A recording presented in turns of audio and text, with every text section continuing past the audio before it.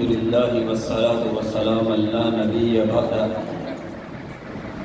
اما بعد فاعوذ باللہ من الشیطان الرجیم بسم اللہ الرحمن الرحیم قل هو اللہ احد اللہ الصمد لم یلد ولم یولد ولم یکن له کفوا احد فقال النبی صلی اللہ علیہ وسلم التائب من الذنب كمن لا ذنب له او كما قال علیہ الصلوۃ والسلام۔ میرے عزیزان محترم بھائیوں، دوستوں، بزرگوں، ہماری زندگی کا مقصد،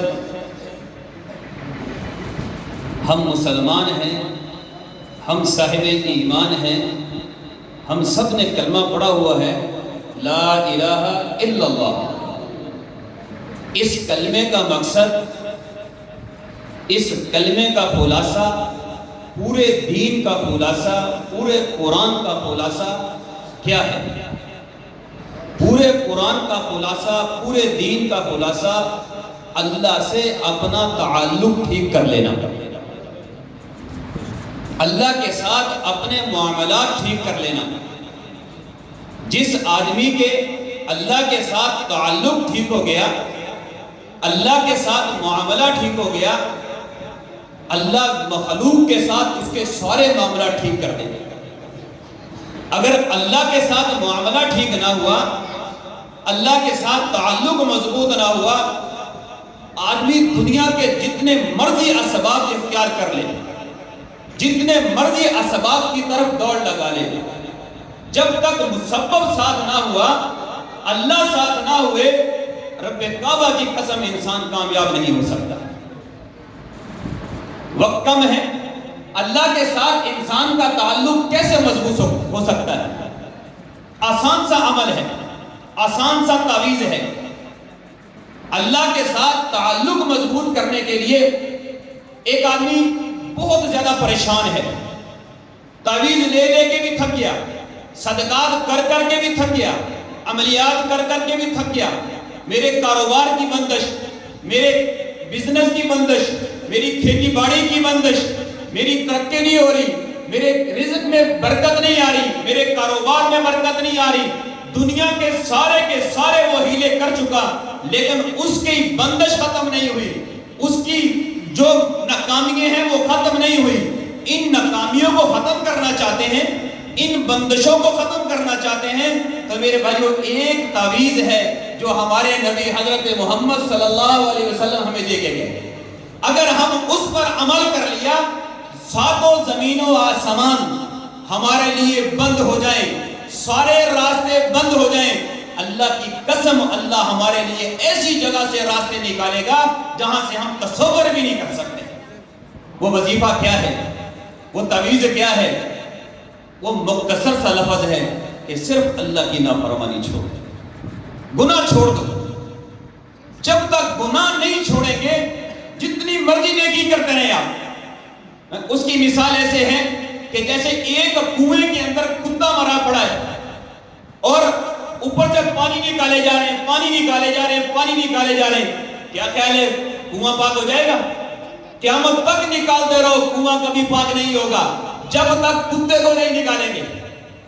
اسی طرح میرے بھائیوں، جو زندگی میں گناہ ہے، جب تک اس گناہ سے توبہ نہیں کر لیتے، آنکھ غلط دیکھتی ہے، آنکھ سے توبہ کریں، غلط آنکھ سے توبہ کریں، کان غلط سنتے ہیں، ان سے توبہ کر لیں، زبان غیبت کرتی ہے، توبہ کر لیں، دل میں غلط خیالات آتے ہیں، ان سے توبہ کر لیں، دماغ غلط سوچتا ہے، ان گناہوں سے توبہ کر لیں، ماں کا حق کھایا ہے، بہن کا حق کھایا ہے، بھائی کا حق کھایا ہے، رشتہ داروں کا حق کھایا ہے، اس گناہ سے توبہ کر لیں، اس کے بعد صرف 5 وقت کی نماز پڑھ لیں۔ رب کعبہ کی قسم، کسی پیر کی بھی لوڑ نہیں ہے، کسی پیر کی بھی ضرورت نہیں ہے، کسی تعویذ کی بھی ضرورت نہیں ہے۔ ہم جا کے دکانوں میں دیکھتے ہیں، دائیں طرف بھی تعویذ ہے، بائیں طرف بھی تعویذ ہے، آگے بھی تعویذ ہے، پیچھے بھی تعویذ ہے، تو میرے بھائیوں دکان میں برکتیں کیسے آئیں گی؟ گھر سے جاتے ہوئے ماں کو گالی دے کے جاتے ہو، گھر سے جاتے ہو بیوی کو گالیاں نکال کے جاتے ہو، گھر سے جاتے ہوئے بہن کو گالی نکال کے جاتے ہو، دکان پہ جا کے کسٹمر کا حق کھاتے ہو، بھائی کا حق کھاتے ہو، بد دیانتی کرتے ہو۔ میرے بھائیوں یہ تیرے میرے تعویذ نہیں، پھر پیران پیر شیخ عبد القادر جیلانی رحمت اللہ علیہ کی بھی تصویر لگا لے، ان کے بھی پیر لگا لے، رب کعبہ کی قسم میرے کاروبار میں برکت نہیں آ سکتی، کبھی بندش کبھی کھل نہیں سکتی، صرف زندگی سے گناہ چھوڑ دو۔ آج ہم ایمان والے، ہم مسلمان گناہ کیسے کرتے ہیں؟ اگر کسی مسلمان بھائی سے کہتے ہیں نا گناہ چھوڑ دے، وہ کیا کہتے ہیں؟ بھائی کیا کریں یار، گناہ چھوڑتے ہی نہیں، کیا کریں گناہ چھوڑتے ہی نہیں۔ یار موبائل دیکھ رہا ہوں، مولوی صاحب کا بیان سن رہا تھا، سامنے عورت کی تصویر آ گئی، سامنے ڈرامے کا کوئی کلپ آ گیا، کوئی فلم آ گئی، یار مولوی صاحب کو کیسے بچوں؟ میں تو مولا کا بیان سن رہا تھا، میں تو قرآن کی تلاوت سن رہا تھا۔ مسلمان آج یہ ہیلا کرتا ہے، مسلمان یہ ہیلا کرتا ہے۔ مولوی صاحب میں بازار میں بیٹھا ہوں، میری دکان بازار میں ہے، وہاں غیر محرم عورتیں آتی ہیں، میری نظر پڑ جاتی ہے، مولوی صاحب میں کیا کروں، میں مجبور ہوں، میری نظر وہاں پڑ جاتی ہے۔ یہ مسلمان کو شیطان ہیلا کرواتا ہے۔ میرے بھائیوں، یہ کیسے ہو سکتا ہے کہ ایمان والا گناہ چھوڑنے کی کوشش کرے، اللہ اسے گناہ نہیں چھڑوائے گا؟ ایک آدمی کہ اللہ میں تیری نافرمانی نہیں کرنا چاہتا، اللہ کیا کہے گا؟ نافرمانی کر۔ ایک آدمی کہ یا اللہ میں سود چھوڑنا چاہتا ہوں، اللہ کیا کہے گا؟ سود کھا لے۔ ایک ایمان والا کہتا ہے کہ اللہ میں جھوٹ چھوڑنا چاہتا ہوں، اللہ کیا کہے گا؟ جھوٹ بول لے۔ ایک ایمان والا کہتا ہے میں زنا چھوڑنا چاہتا ہوں، اللہ کیا کہے گا؟ زنا کر لے۔ ایک آدمی کوشش ہی نہیں کرتا تو میرے بھائیوں اللہ توفیق کیسے دے گا؟ قرآن میں مثال، بڑی ساری مثال مشہور ہے۔ حضرت یوسف علیہ السلام زلیخا کے محل میں بیٹھے ہوئے ہیں، 8 دروازے ہیں محل کے اور 8 دروازے بند ہیں، ایک کلو سے زیادہ وزنی اس کو تالا لگا ہوا ہے، بھاگنے کا کوئی راستہ نہیں ہے، نکلنے کا کوئی راستہ نہیں ہے۔ اپنے وقت کی سب سے زیادہ خوبصورت عورت زلیخا حضرت یوسف علیہ السلام کے سامنے بیٹھی ہوئی ہے، کیا کہہ رہی ہے؟ اپنے نخرے دکھا رہی ہے، اپنے ناز دکھا رہی ہے، یوسف کو اپنی طرف متوجہ کر رہی ہے کہ یوسف کسی طرح میری طرف دیکھے، قربان جاؤں یوسف علیہ السلام کی ایک نظر بھر کے بھی زلیخا کو نہ دیکھا، زلیخا کو نہ دیکھا۔ اگر وہاں یوسف گناہ کر لیتے تو کیا تھا؟ مجبوری تھی، بڑے بڑے تالے لگے، بادشاہ کی بیوی ہے، گناہ نہ کروں گا تو پتہ نہیں کون سا میرے پہ کیس ڈال دے گی، اس میں کیسوں سے بچنے کے لیے، اپنی عزت بچانے کے لیے چلو زلیخا کی بات مان لیتا ہوں، لیکن یوسف نے زلیخا کی بات نہیں مانی، بلکہ اپنے آپ کو گناہ سے بچانے کے لیے دوڑ لگا دی۔ او بھائی یوسف دوڑ کہاں لگا رہے ہو؟ یوسف کہاں جا رہے ہو؟ آگے تو دروازے بند ہیں، ایک کلو کا تالا لگ چکا ہے، آپ کہاں جاؤ گے؟ یوسف نے کہا بھاگنا، زمین کو کہا، دل کو کہا، اے یوسف بھاگنا تیرا کام ہے اور دروازوں کا تالے توڑنا تیرے رب کا کام ہے۔ یوسف نے دوڑ لگائی اور ایک کلو کے دروازے میرے رب نے توڑ کے دروازوں کو کھول دیے۔ اگر ایمان والا اپنے گناہوں سے بچ جائے، بچنے کی کوشش کرے، اللہ کی قسم اللہ اس کے لیے راستوں کو آسان کر دیتا ہے۔ یہ ہے لا الہ الا اللہ کا خلاصہ۔